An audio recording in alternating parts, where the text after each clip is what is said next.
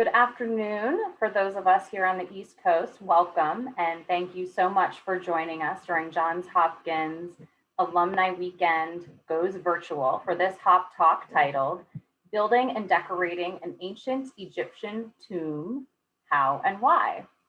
My name is Rachel Hitchcock and I am the Associate Dean for External Affairs for the Krieger School of Arts and Sciences. And along with the Reunion and Homecoming Office, we're pleased to bring this session to you today. I will be the moderator and will also facilitate the question and answer session after the presentation. Feel free to submit your questions using the Q&A button on your screen throughout the presentation, and we will address them once Dr. Bryan's presentation is completed. Now, to introduce today's presenter, Dr. Betsy Bryan. Dr. Betsy Bryan is the Alexander Badawy Professor of Egyptian Art and Archaeology at Johns Hopkins, where she has taught since 1986. She is also the former Vice Dean of the Humanities and Social Sciences for the Krieger School of Arts and Sciences. Dr. Bryan specializes in the history, art, and archaeology of the New Kingdom in Egypt, circa 1600 to 1000 BC, with a particular emphasis on the 18th dynasty, circa 1550 to 1300 BC. Her research interests include the organization and techniques of art production, as well as the religious and cultural significance of tomb and temple decoration. And I could go on, I will put her full bio into the chat. Without further ado, welcome Dr. Bryan. Thank you so much, Rachel. And thank you all for inviting me today. It's a beautiful spring day. I hope everyone has had some opportunity to be out in it. And at the same time, I appreciate your being here. So without much further to say, let's get started. I'm going to share my screen.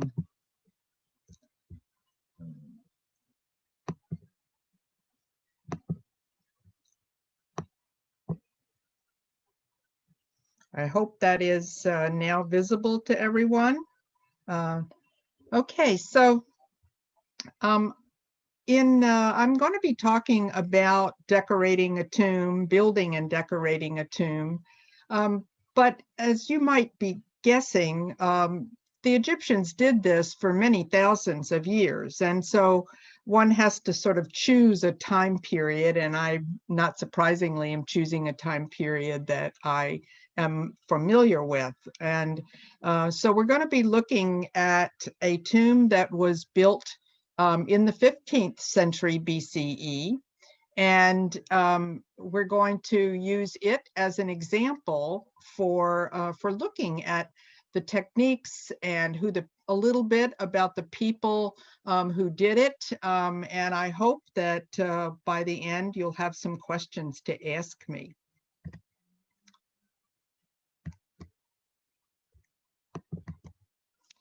So the tombs that we're going to be looking at are located in ancient Thebes, which is modern day Luxor on the west bank of the Nile in the southern part of Egypt.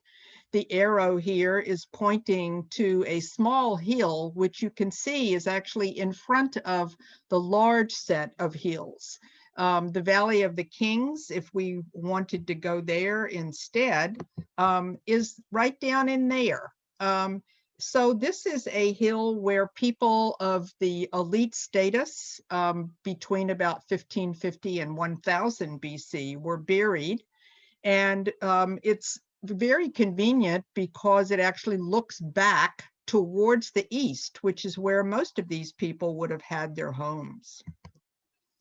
Now here's a close-up taken from actual ground level and looking back up at this hill called Gorna. And you can see in it that there are in fact these openings that represent the tombs themselves here.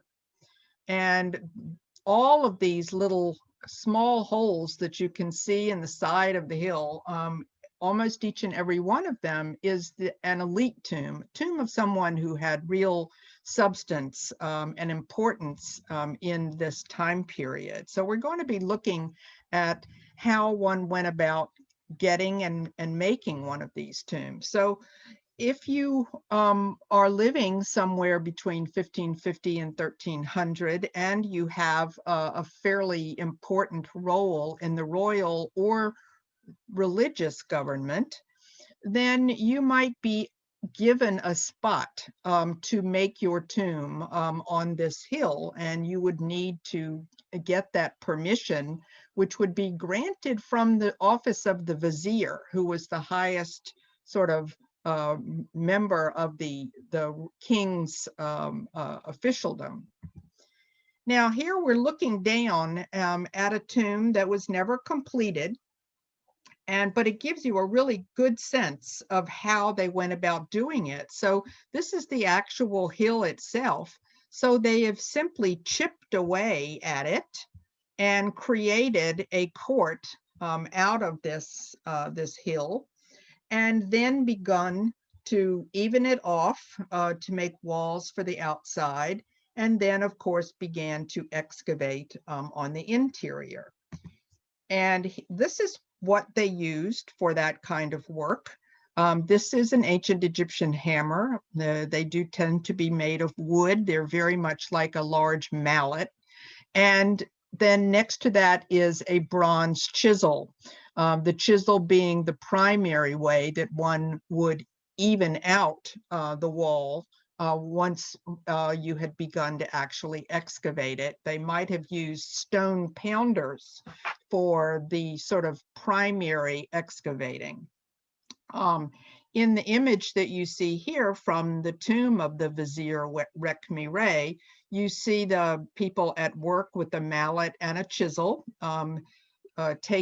flattening off a stone block, and one of these people is then pulling a string against it to see how much more they need to chip away to make it very nice and even. And the Egyptians did actually enjoy their art. The people who made these tombs, many of them were just stone cutters, but just as many were actual, what you and I would call artists. And here they would make sketches of one another. This man who still has a stubble on his chin from not having properly shaved is using his mallet and his chisel. And this sort of drawing that we have here, we find them all over the place in Thebes, left by these early artisans. Who sort of had some time off or took time off and sketched, just picked up a piece of limestone chip and would draw on them. Now, as you're going along excavating, here we're actually looking at a tomb that was never obviously completed, and we're looking back out towards the entranceway. This is the same tomb we were looking at the outside of a moment ago. And you can see that they have excavated a long passage, and then they have begun to do side rooms off of it. They would have continued that side room on this way if they had actually continued to work here. When the work is done, you have an overseer who would come in, and he would mark along the way as they work with red paint where he wanted them to work next. And here it's very faded, but I have put in rectangles to show you some of this red paint, which is still up here and also over on this side, where he has indicated that this is going to be the sort of limit of yet another room that they intend to make here and widen the passageway that they have created.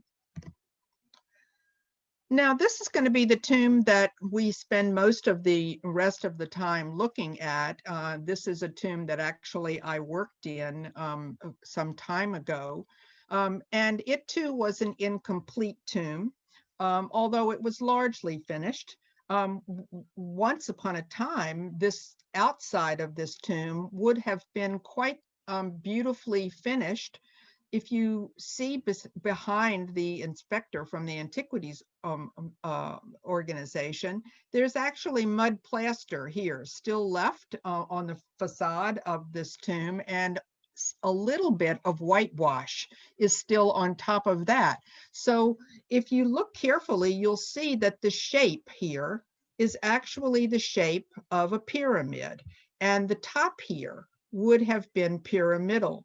So at one time when this was originally finished, you would have been looking at a very bright whitewashed pyramidal entranceway into the tomb of a man who probably commissioned this tomb around 1425 to 1420 BCE. And he was the royal butler to the king, Amenhotep II. Now we're going to look at the inside, and just very quickly, when you walk in the door and look to the left, this is what you saw on the wall. These tombs were designed to be evocative of people's actual homes. The homes that the ancient Egyptians lived in were made of mud bricks. And the interiors were almost always decorated with large textile hangings. And so what you see here on the wall is meant in imitation of these textile hangings, as if they were hanging them here in this particular room.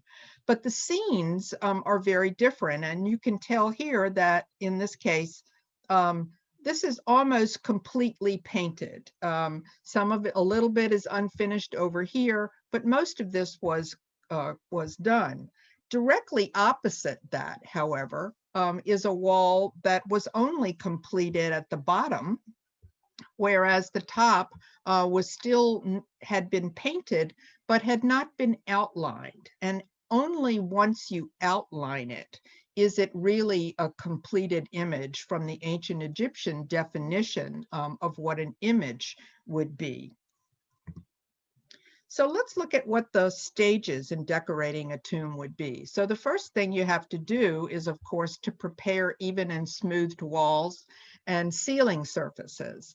And then you would lay out each wall surface with grids and or spaces that would assist with proportions and scaling. Those could be simple horizontal registers. Then after that, you would sketch in the scenes in dark red pigment as underpainting on top of the grids or registers. After that, you would bring in people who would then actually place color, the different painting colors onto these sketches, and then layer more colors on top of those until all of the color that was going to be on a figure or an object had been applied, except for the tiniest of details, at which point the real artisans who were truly trained as scribes would come in and outline all of the figures and add the tiniest of the details. So those are the stages that in the decoration of a tomb. It sounds like it's quite complicated, but it really wasn't, and it could be achieved very quickly. And you've seen enough to see the excavating of a tomb. Well, we know that they were actually beginning to do all of this painting work even while they continued to excavate. It's a bit of a surprise given the amount of dust that would create, but they must have had a way of hanging things to make it easier for them while they were doing it. So for example, let's look at the first stage where you have to actually even the walls up. This is limestone, which tends to actually mix with shale, and it's very unstable rock on certain parts of the hill. So you might take a hard hammer to it and find that a good portion of it just falls to the ground instead of making a nice smooth surface. And so the first thing that has to be done is to fill in these holes that happen as a result of excavating. And they did that with rubble and then mud plaster. And once they had done that, then they would cover it with gypsum plaster, which could be in several layers, from sort of heavy textured to very fine, until they were at a point where they would be able to really have a final smooth surface. So here, if you look carefully, you'll see that there is actually fingerprints that are 3,400 years old. These are not fingers, but these are the movement of fingers that were trying to smooth this gypsum plaster into place, on top of the very, very uneven wall that had been excavated. Finally, the very fine, thin plaster is applied, and then it's actually trimmed with what you and I might call a mason's trowel, something that would be sharp edged, and would actually then give you this beautiful, nice, flat, and smooth surface to work on. Now here we can actually see some of the kinds of paintbrushes that have been excavated and found in Egypt. The one at the bottom right is one that I found in this tomb itself, along with that bit of blue paint that was being used at the time. This would have been for very, very fine work, probably inscriptions on the wall. And then there are various larger types of paintbrushes that are just bundles of reeds that are tied together. And here we see from a painting in someone else's tomb, a man actually using one of these very fine paintbrushes to put on final details on a mummy coffin. The Egyptians did use a sort of paint palette. This would have been done again for doing fine work, not the kind of large blocks of color that were largely used. Egyptian pigments were mineral based, almost entirely, with the real exception of carbon black, which they could just simply take from coals. But the rest of it were pigments that could be, in most cases, actually accessed very locally, particularly those that are iron oxides, yellow ochre, red ochre. And then there were some that had to be brought from further out in the desert. These, arsenic-based pigments such as orpiment and realgar were abundant in Egypt, but not directly in the area of Thebes. White was almost always calcite, which is made from the limestone hill that you're actually working on. Malachite was what was used for green. And then, of course, blue for the Egyptians was actually a synthetic material, which they made out of copper, which they then heated in a kiln and fired it and then powdered it. So after you've smoothed your wall and you have created gotten a nice place for the wall surfaces, then you would actually create a grid. In this time period, grids were important because there were not enormous numbers of extremely well-trained people who could do this work. And so this was a way of actually training them up at the same time that you were putting them to work. Grids could be then scaled up or down, and here you have two different sized grids right next to each other for large figures and for smaller figures. In order to make a grid, you would simply take a piece of rope or string and dip it into a bucket of red pigment and literally slap it against the wall. And when you did that in horizontals and verticals, you have your grid. Over here is a 3,400-year-old fingerprint of someone who is actually a thumbprint, in fact, of someone making such a grid. Now, some of these people, as time went on, became quite capable of drawing in freehand. And we see that the use of the grid disappears over time. Even in the tomb we're going to be looking at more here, they are using this grid, but they're just drawing freehand on it. And in a later time, there's no grid at all visible on the wall. And that is because you now have a very well-trained and large number of artisans available who do not need that kind of training any longer.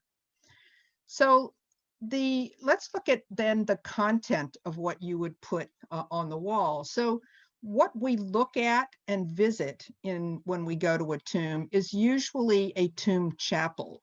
It's not really where the burial took place, unless you're going to the Valley of the Kings, in which case those are the actual burial areas that were also decorated. But for elites, it was a chapel that was above shafts that were dug into the rock and formed a place to actually lower the mummy and have the burial.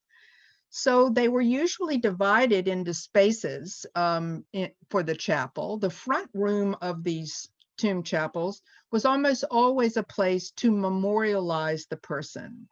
He would want to have his life, his career remembered by people. And of course, that would also allow him to provide images that he expected to live in the next life in the same status and role. The rooms behind were devoted more to more of that, but the very back rooms were always for the actual burial processions that showed the person's goods that were going to be placed in his tomb, that showed the gods of the West that were receiving him. So in this particular tomb, we're standing in the front room in this image and looking back. There's a central room and then there's a rear corridor. This is the layout of that tomb. We looked at images of this wall and that wall, and we're going to look at them again for just a moment. And then we're going to look at this wall and then this long one and that long one, which is where we see the actual tomb processions. So the front room, as I said, is a place for memorializing, but you can also see that it's a large hall. It was designed to have 2 square pillars in it as well. During the times of the great festivals that took place during the year, the family of a deceased elite would actually gather inside of the tomb chapel and have their banquets in this space. And so this is one thing that is thought about by the tomb owner as he designs the space. Right near the door, we see him making a prayer that invokes all of these deities who are so very specifically associated with these major rituals. And as I've said, this is the tomb of a royal butler. So not surprisingly, a good portion of what he represents is the production of food and drink for the palace, and particularly the palace at the time of these great festivals. So here we see him looking out at people who are producing beer and wine and a variety of other beverages for the king. These people are carrying a kiosk to the festivities, and all along here and here and here, there are inscriptions, very faint inscriptions, in which the people who are working are talking to one another. And this one is actually written right here. And one man says to the other, "Look, hurry, the royal butler is coming to view the beverages." So it's that kind of information that they wanted to have on their tomb walls so that they could sort of memorialize the greatness of this man. And here's another example of how much care is being placed on these images in the front room. This is where they really spent their time. They hired the very best artisans they could for the front room because it got light during the daytime. The back rooms were very dark, and here they could actually have very amazingly small details. And I've written up here that this is a container of grain, and it's only about 2 inches in height, and yet you can see this tiny, tiny inscription is quite visible when you blow it up here. Now, opposite that is a wall that really continued the same theme. It's all about production of food for the palace, again with the royal butler looking on. But here, the artisans have not completed their work. On the far left portion, this is a series of gifts that are being produced and made to be given to the king at the time of the great New Year's festival that happened in the summer. Now here we see them stacking bread. These are making rations. He's overseeing the rations for the palace, and here you can even see pita breads that are being stacked up. And here we can see those ration bowls, and then to the left of them we have a reference to all of the vegetables and other foods that are being brought as for the royal butler to present to the king. Now, you might notice that as we move from right to left, you can see a change in the color palette happening. Now, that's because we actually have different sets of artisans working in these zones, and they are using their own color pigments. They are not all getting it from a single group, and that's partially the way the economy worked. But we also find that when we do analysis of these pigments, that some of them are representative of expensive and imported kinds of materials. So for example, this ration bowl, the yellow here in this owl, and the red here over here, these are all these arsenic-based pigments which are not local to Thebes and therefore had to be imported. And up until about 10 years ago, we actually believed that only kings could have these particular pigments in their tombs. But now that a lot more analysis has been done, we can say with certainty that people who had influence could actually get them to be used. On the other hand, over on this side and here, we have these gifts that are being made. And here you have an artist who's actually working without a grid. He's a single artist, and he is actually a master who is able to do all of this on his own without any assistant. And yet the materials he's using are actually not the highest value. This is a close-up of a portion of what he did, and as you can see, there is no grid here. This is all totally freehand on his part, and these are only about 5 inches in height. Now, before we move into the next room, the wall that was incomplete, the most incomplete really, was a wall that had to do with the representation of the king himself. And as you can see, this is Amenhotep II. Behind him is the goddess Hathor, but between them is this big pink stain. Now, what happened is originally the artist started to draw the head of the king wearing the head cloth instead of this kind of helmet crown. And they made a decision to change it, perhaps in order to add in the goddess. And when they did, it left this big stain on the wall. So we learn a great deal about how sort of starts and stops that these artisans could take before they would finish what at the end would look absolutely perfect. Now, the middle room continues here, showing us the butler and his family with receiving food that came actually out of his own participation in this particular instance, because we see him on a fishing and fowling expedition where he is able to bring out a great deal of fish and birds that are then actually placed on an offering table for him and his family. Now, once we hit the second and the third rooms, we find that the painting is larger in scale. We don't have these tiny little images that are beautifully detailed. They are less elaborate than in the front room. They're also, frankly, representative of people who are much less well trained.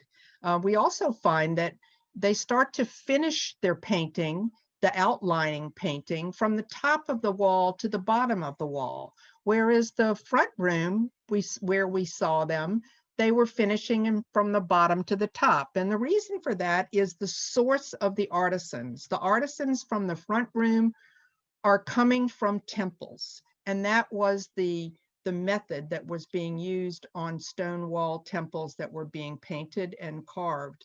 Whereas the rest of these artisans who would be working, for example, on the rest of their time in the Valley of the Kings, decorating the king's tomb, they worked from the top of the wall down.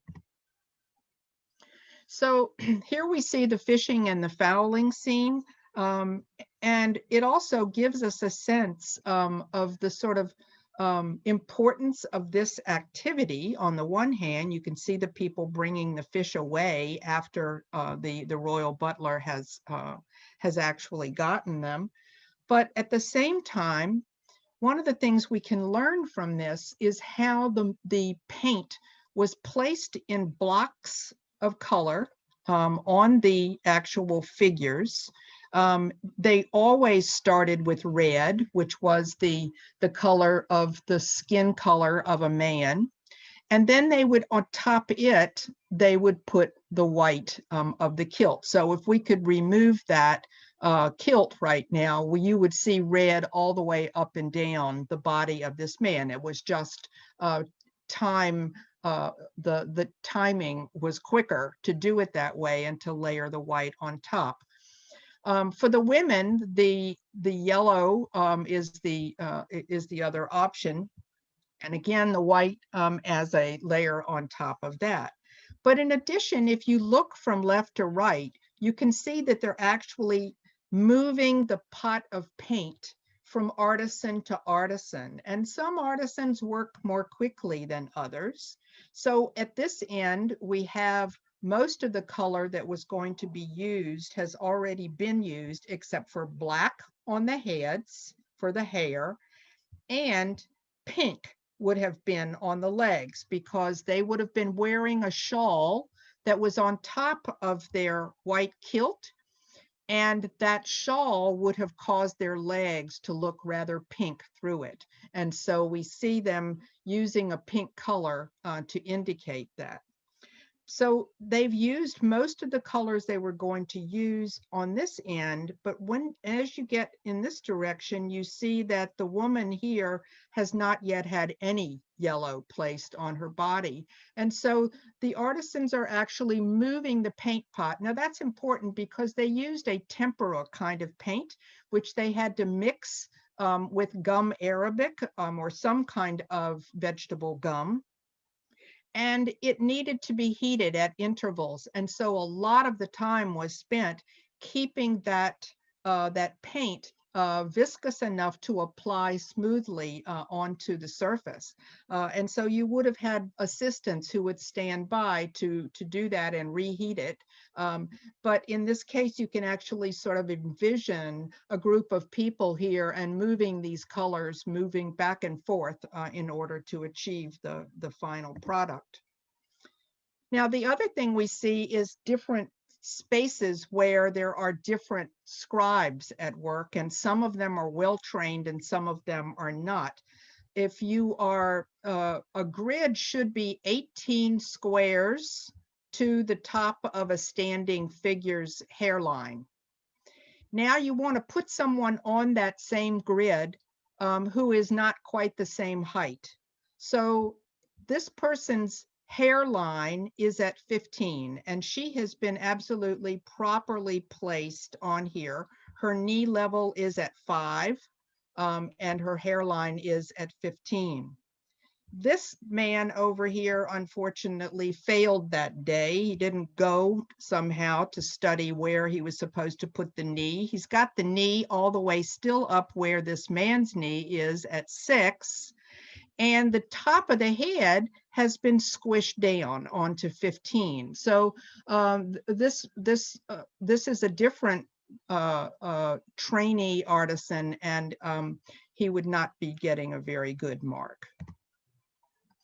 Now we can see here also, looking at some of the details they did put in, even though it's not very elaborate painting, some of the things they did are really remarkable. So for example, these geese down here that he would have gotten while he went fowling, you can see that there's just lines to actually proportion the shapes, but there is no drawing at all of those geese in red. The guy who put this background paint in literally created those geese by just painting around them. It's quite remarkable. And on this side, we have sort of a guy who's obviously has some understanding of Egyptian language. He put an owl in the middle of this marsh, and we don't find owls in the marsh at all. But he did it because in front of it is an ibis. And when you put an ibis in front of an owl, you have the word to find. And behind it is a nest. And this is a very common image, is that the nest of birds has been found. And it's a reference to rebirth, the eggs of the bird that are going to be coming along. So let's look now very briefly at the last corridor, which is where the funerary material is located. On the right, we'll look at the opening of the mouth and the banquet of the family. And on the left, we'll be looking at the funerary procession itself. So here we can see this is a ritual called the opening of the mouth, and it quite literally does mean that. The mummy is stood up, and it is offered food at the same time that the priest actually ritually opens the mouth of the mummy in order that it can receive food and drink. This is really the way in which they begin to enliven someone's who has been dead but now embalmed and turned into a mummy to begin the journey to the next world. And you can see that it backs directly onto the family banquet. And all of these people are here to enjoy themselves greatly. And but it would not be surprising for them to have the mummy right there in the room with them, for example, at such a banquet. Many of these drawings include people of the family who are long dead. So for example, this is the parents of the deceased whose tomb this is, and they are long dead, and yet they are here enjoying the banquet with their son and their son's wife. Now, the opposite side of the room, we start with a funerary procession, and it contains a great deal of material that are objects associated with the mythology and belief in the afterlife. So these are the canopic jars that contained the person's organs. Here, of course, is the mummy itself pulled on a sled, and these would all be family friends who are dragging this material actually to the tomb. It continues on until it actually reaches the tomb itself, where they will actually cook food and dispense it to the people who have come for the burial. And here we have the sort of mythological meeting of the god Osiris and the goddess Hathor of the West, or the cemetery, to meet all the people who have come to be at the royal butler's funeral. And finally, we can see behind Osiris and Hathor, the tomb owner and his wife, who are now looking back at them, at those people coming in the procession, because they are now to be seen as actually having achieved their afterlife, where they are happily able to continue to receive food and drink from offerings. But now, before we end, we just want to point out that even though this is largely completed work, there are some work here has really been poorly done alongside that which is beautifully finished. So we have a zone here where we have some man who really just maybe was either too elderly and his eyesight was going, or he simply was young and poorly trained. But you can see how they'd actually already put red lines, but he just slopped the yellow paint over it. He actually got rid of the eyes of the woman here. And on the goddess, he did the same thing. He just slopped the paint right over it. We have fondly, when we worked here, referred to this man as Old Yeller, because he really does seem to have had some difficulties. But right below this is an even worse mistake that the same man made. You can see we're right in the same zone here. And now we're looking at these figures, and you'll notice that the top of this body is light colored and the bottom is dark colored, whereas the top here is dark colored and the bottom is light colored. So he had a little bit of trouble getting his paint to work the way it was meant to be in the finished product. So here we are at the very end. We see the tomb owner, as I say, looking back. And he has been, and his wife were completed. Of course, they've been damaged in the time since. But you'll notice that the area directly below is empty. And that happens a great deal when we look at these tombs, that they had to prioritize those things that were the most important, such as the opening of the mouth. That scene of all of the mummies being ritually prepared was finished, as are these final images, because you don't know when you put your mummy into the burial chamber whether somebody might steal in and rob it and even destroy your mummy. And so it was very important to tomb owners to have complete images of themselves that could actually act as a vessel to contain their soul if it were needed, and unfortunately their body was no longer available. So I want to thank you all for your attention, and I'm more than happy to answer any questions you might have.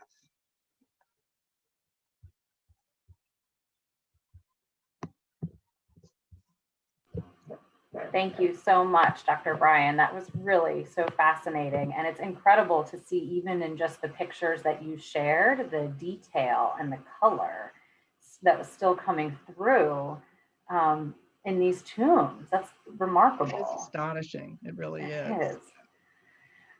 So we've actually had a lot of great questions come in while you were sharing some of those slides. And there's a couple of questions that have been along the, you referenced that the tomb in particular that we were looking at was unfinished or unused. Similarly, I think there was another question around timeline. So could you maybe just either sort of, whether it's, if we know specifically why tombs might or not, may have been either unfinished or unused, and then maybe also to just that broader perspective on timeline. Sure. Okay, so one of the things is that it certainly was an unfinished tomb, but whether it was unused is probably not necessarily the case, because to be frank, someone like a royal butler, it's a high position, but it's not the highest position. He would probably not have had an opportunity, just in case, for example, say something happened, an earthquake or whatever that stopped it from being completed. He just probably would not have had the resources to do another one. So when we excavated the shafts, the burial shafts, and there's one inside and there's also one on the outside courtyard, we found plenty of things that come from the date of this man's time period. So it probably was actually used. And I think that's true of most of these tombs, with the exception of ones like I showed you at the very beginning, which were really just at the beginning stages of being cut. Now, timeline, so this man lives somewhere around 1420 BCE, and people think of Tutankhamun, and he was on the throne almost exactly 100 years later. So if you think about that, you have that pin. If you then think about the building of the Great Pyramids at Giza, that was almost exactly 1,000 years before. So the Egyptians were building these kinds of tombs at least for 3,000 years.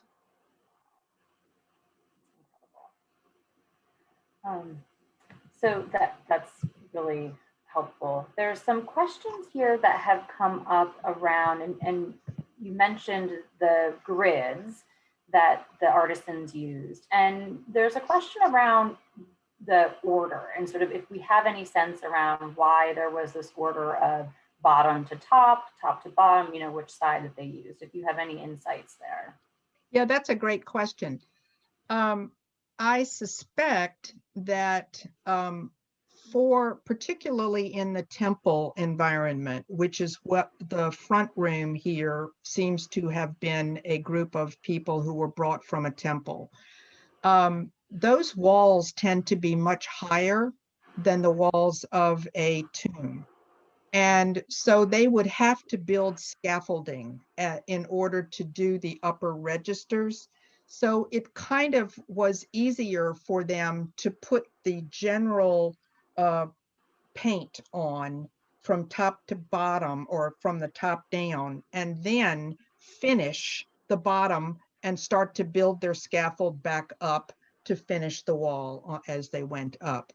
Whereas in the back rooms of a tomb, these walls are really only slightly, I would say maybe 7 feet in height. So even I could, with maybe just a small box to stand on, paint from all the way from the top down. So I suspect it's something just as basic as that. Sure. So we had another question. You mentioned about sort of more skilled artisans who were still learning.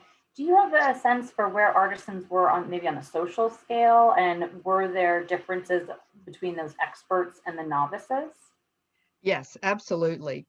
In fact, we know a fair amount about this, and in this particular time that we're talking about, we don't know quite where they were living, the ones who were among the master artisans, but we know that they were, their primary job was actually to decorate the king's tomb in the Valley of the Kings. That's what they were really getting their paycheck for, let's say. So when they painted a tomb like this one, this was kind of what they got to do when they finished their regular job.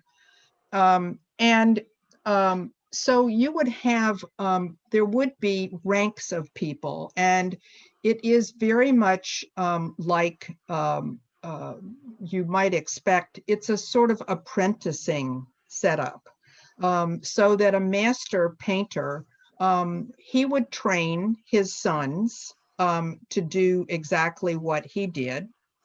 And in the meantime, they would have to serve in learning all the capacities that people had to do, whether it was starting from stone cutting to carving in the stone. They would learn how to mix pigments. They would learn all of these sort of secrets, which unfortunately for us are things they almost never did write down. They wrote down things like, because we have receipts where people are ordering pigments, but they don't tell us, their secrets of how they achieved what they achieved, and those are one of the things that would be so nice to know more about. But it does seem that these master artists could have a real social status. And sometimes you'll see that people will actually put them on the walls or allow them to paint themselves onto the wall of their tomb and name themselves.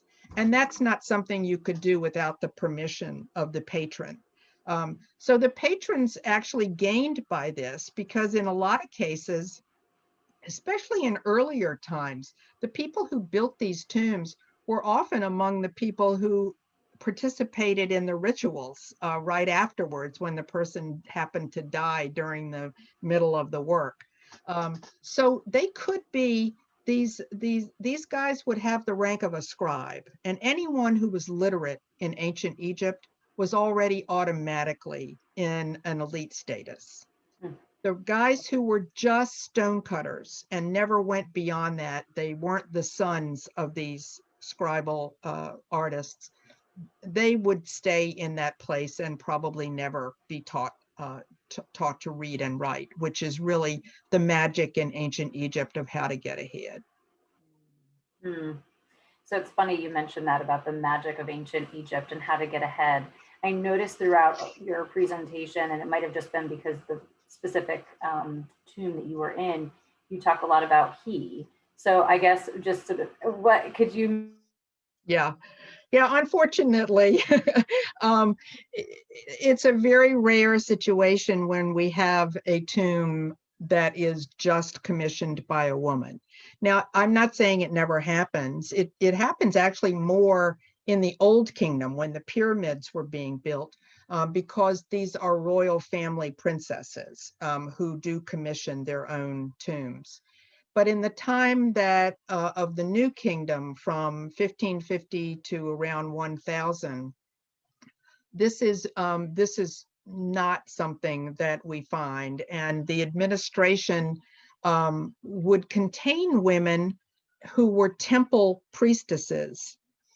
But so far, we've never actually found a temple priestess tomb until around 700 or 750 BC, at which point you do have priestesses who are so important that they do have that kind of setup. You disappeared.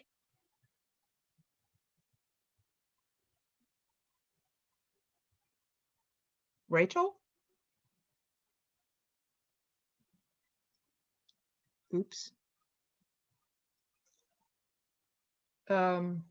Okay, is someone? It does look like she disappeared, Betsy. I think she might have got kicked off. It's that lovely technology that we have. Okay. But I do see some more questions. Okay. Someone had asked why this particular tomb was unused. Yeah, I don't know the answer to that question. I don't think it was really unused. I think it was used, but it was probably did have some reason why it was never finished. Now, when we look at it today, it has been damaged by an earthquake, but we know when those earthquakes took place, and it was not at the time that the tomb was being built. It was much later. So I suspect that the reason why it was unfinished is it has to do with how you got access to artists. So you got access by being influential. They weren't out on an open market where you could actually contact people and hire them yourself. You had to get them through the person who was in charge of decorating the king's tomb, and that would have been the vizier's office. So the royal butler would have been somewhere in the middle of the royal administration in terms of real clout. And so my guess is that he got them for a certain amount of time, and then they were dragged off, because we have lots of documentations of people getting pulled off of one job and sent to do another, that they were pulled away and he just never had access to them again before he died. Okay, and so speaking of the artisans, we have a question: were the artisans on a social scale? Were there different, like, social differences among the artisans between experts and novices? I mean, there certainly was. When we, a little bit later, they founded a village to house the people who were building and decorating the royal tombs in the Valley of the Kings. And there you have chief artisans who are the highest level, and they would be, people argued this all the time as to whether there is such a thing as a middle class in Egypt. If there ever was a middle class, these artisans would be representative of it. They would not have been considered elites, but they would have been considered people who had a certain amount of wealth and could build their own tombs, and could even own land. In fact, a lot of the women who lived in that village owned land, and the wives of these major artisans. So even though women didn't have too many tombs of their own, they actually had a lot of power, a lot of economic power. They were influential, but they were not ever understood to be elites. I hope that's helpful. No, that's perfect. And then I'm trying to get in as many questions as we can. It's hot on here. So someone wanted to know, is this temple in the Valley of the Nobles? And then a second question was this around the time of the prophet Joseph? Okay. So the answer to the first question is yes, this is what we call the Valley of the Nobles. It's really not a valley at all, but it's a hill. But that is what it's called in modern, when you go to visit Egypt and they ask you, do you want to go to the Valley of the Nobles? Yes. This is high up on the hill, by the way, the tomb we were looking at, and it's not open to the public. So, but it is part of what you said. And the second question was about Joseph, was that? Oh yeah, was this around the time of the prophet Joseph? Yeah, I mean, the problem we have is that we just don't really know where to put the prophet Joseph in terms of Egyptian history. So there are going to be lots of different possibilities there, but I would say it would be, my understanding would be that it's more likely to be a period after the description of Joseph. Okay, and Betsy, I believe we have Rachel back. Rachel? Maybe not. All right. Yes. Apologies for that, everybody. And so we might maybe just have one more question. Nancy, I know, thank you for stepping in. If there's maybe time for one more question before we wrap up. Sure. I see one question about, why did the Egyptians stop building tombs and pyramids too, and why? Yeah, that's a wonderful question. It is actually a sort of sad answer too, because it's primarily due to the fact that economically, it became prohibitive. After the 18th dynasty, all of these people's tombs were robbed almost the minute that they stopped having police and guards in the cemetery. Now, during this time, they were paying people to guard them, and so they weren't really badly broken into during this time. But by the time you get to the end of the New Kingdom, so around the 1100 to 1000 BC, there is just rampant, almost state-sponsored tomb robbing going on, whether it's in the Valley of the Kings or here in the nobles' tombs. And after this, people became shy of putting wealthy objects, expensive objects into tombs, not surprisingly. So what you do see is over the next 1,000 years of Egyptian pagan history, they continued to bury their dead, but slowly but surely they had fewer and fewer people who would risk building a tomb. And finally, in the period of after the Greeks, the Macedonians had conquered Egypt, and then the Romans, they instead joined associations that were you would pay almost like an insurance policy, and throughout your lifetime, they would then provide you with a coffin, they would celebrate you, they would give you a funeral. It would all be done in a beautiful place in a hall, and then your body would be buried alongside lots of other people in catacombs. And it would all be much more protected, but without any of those objects. Wow, this is great. Thank you so much, Dr. Bryan. Thank you, Nancy. Thank you, everybody, for joining us today for today's Hop Talk. That's going to wrap up our questions and this session. I know I speak for everyone when I say how grateful we were for your time, Dr. Bryan. Well, thank you. I very much enjoyed it. I'm sorry I couldn't actually see everyone here, but I hope you've enjoyed the alumni reunion too. So. We will be in person next year. We did also include a link in this for, well, we hope. We did also include a link in here to a recent article that where Dr. Bryan was quoted regarding a really interesting discovery that we probably didn't even get to today. So thank you again, Dr. Bryan. Thank you all. Bye-bye. Thank you.